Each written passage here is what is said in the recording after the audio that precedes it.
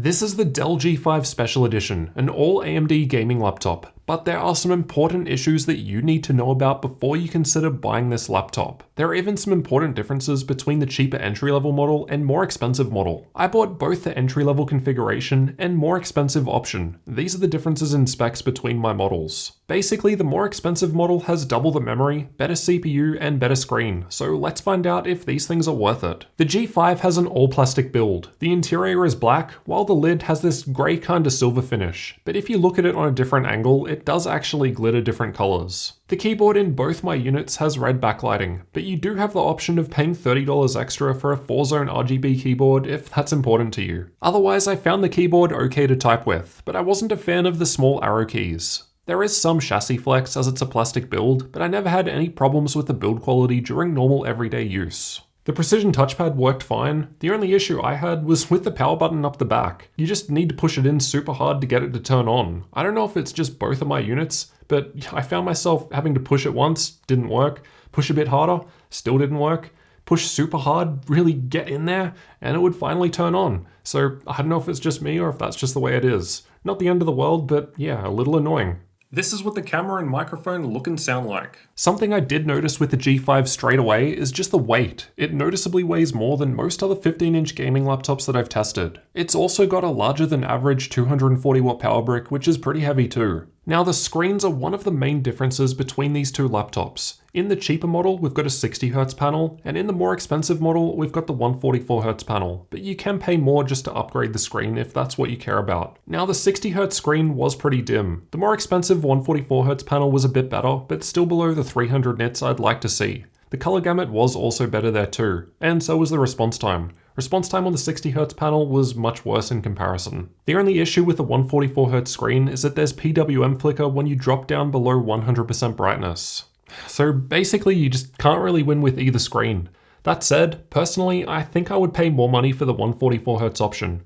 It does look better just having both of these machines side by side, but along with that better response time, the higher refresh rate is actually going to be useful when paired with the 5600M graphics, which I've found to perform closely to an NVIDIA GTX 1660 Ti. So most games should be able to utilize that quite well for fast-paced gaming. This is the first laptop to feature AMD's new SmartShift. Basically what this does is it shifts power between the CPU and GPU depending on the load. So if you're playing a game that's super graphically demanding, it might take some of that power away from the processor and instead push it towards the graphics. The idea is that this gives you a better gaming experience. Now the way SmartShift works in the G5 is actually pretty interesting. Essentially what it means is that the cheaper entry-level G5 can outperform the more expensive G5 in a lot of games at max settings. And the reason for this is that the Ryzen 7 processor has more cores, so it needs more power. As the Ryzen 5 option has fewer cores, it needs less power for the CPU, so it can push more of that power over towards the GPU, which will do better in games at max settings, which are typically more graphically intensive. I confirmed this behavior with AMD, which is why this review was delayed by a couple of weeks. I wanted to make sure that it was correct, and they confirmed that what I was seeing was expected behavior.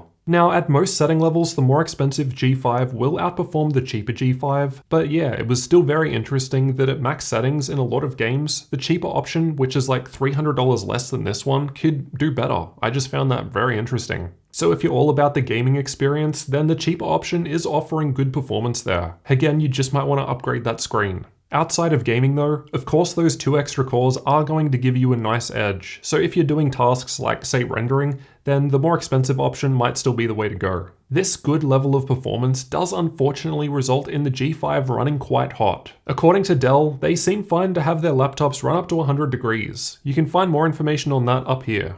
Alright, let's sidetrack for a second here, as this opens up an interesting line of conversation. I'm just some random guy on the internet, and I see the temperatures hit 100 degrees, and I think that's not great, especially when I compare it to most other machines that aren't doing that. But at the same time, if Dell is saying that that's fine, they're the ones that have thermal engineers and are testing these machines out. Like, I don't know, I'm just reporting what I see. I have no idea of telling you what the longevity of this device is going to be like with those temperatures. Now, obviously we see higher number and think, oh no, that's bad. I mean, if you got a laptop and you saw 100 degrees under a stress test, you might be inclined just to return it straight away. But the fact is, I suppose if the AMD CPU and GPU are running within spec at those temperatures, technically that should be okay and they'll just thermal throttle back. The thing that I'm concerned about is the other components on the motherboard. Like, those aren't going to like the extra heat. More heat does generally mean bad. Okay, that's just the way it is. Things die, but again, there's like no hard data to tell us what the longevity of these devices is going to be like. And, you know, we have to, I guess, hope and assume that the thermal engineers for these companies are doing the correct testing. But at the same time, like, they obviously haven't tested one of these machines out for years. So I'm not really sure how they can be able to tell us that this is going to last. Obviously, they have to do something to ensure that, you know, they can lower RMA rates and keep things within the warranty period. But at the same time, yeah, we just don't really have any idea. And yeah, you see 100 degrees and you are inclined just to think that's no good. But maybe it's not that bad, but I don't know. Well, let me know what you think. Something that you will actually notice though is the keyboard deck does get quite warm when under heavy load. It makes the Asus TUF A15 look quite cool in comparison. Inside we've got two M.2 slots, but only one can be used if you choose to use a 2.5-inch drive. There are two memory slots in the middle, Wi-Fi just under that, and battery down the bottom. The battery life was okay considering the smaller 51 watt-hour battery, and I did find that the lower spec G5 would run a bit longer due to those lower specs, which presumably use less power. The port selection on these laptops is pretty good. Most of it's over on the left and out of the way of your mouse hand. On the left, there's the power input, mini DisplayPort and HDMI 2.0 outputs, USB 3.2 Gen 1 Type A port, Gigabit Ethernet, and USB Type-C port, which has DisplayPort support, but no Thunderbolt. On the right, there's a full-size SD card slot, 3.5mm audio combo jack, two USB 2.0 Type A ports, and wedge lock slot. Look, I get USB 2.0 on the entry-level model, but once you start paying $1,200, $1,300, or $1,400 with all the upgrades,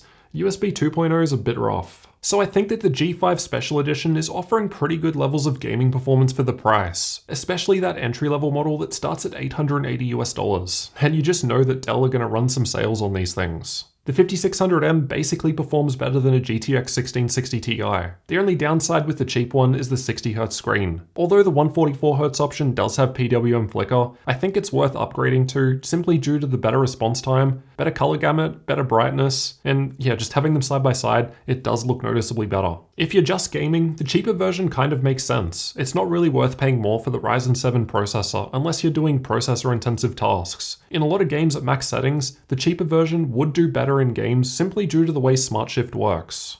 The temperatures are hot. It's the hottest laptop I've tested in recent memory. But again, whether or not that's actually going to make a difference is very difficult to say. The performance is definitely there despite running on the hotter side. But yeah, it's very hard to say what that's going to do for longevity in the future. 100 degrees under stress test is a bit more than I'm personally comfortable with. And it does feel kind of hot to the touch when actually using it. So the main two downsides of the G5 Special Edition are the screen and thermals, similar to the Asus TUF A15. A lot of you guys actually wanted to see the G5 compared with the A15, so I've made this detailed comparison showing you absolutely everything you need to know about these two laptops, and it should hopefully help you pick which one you should get. So check that one out and I'll see you over there. Otherwise, if you're new to the channel, then don't forget to subscribe.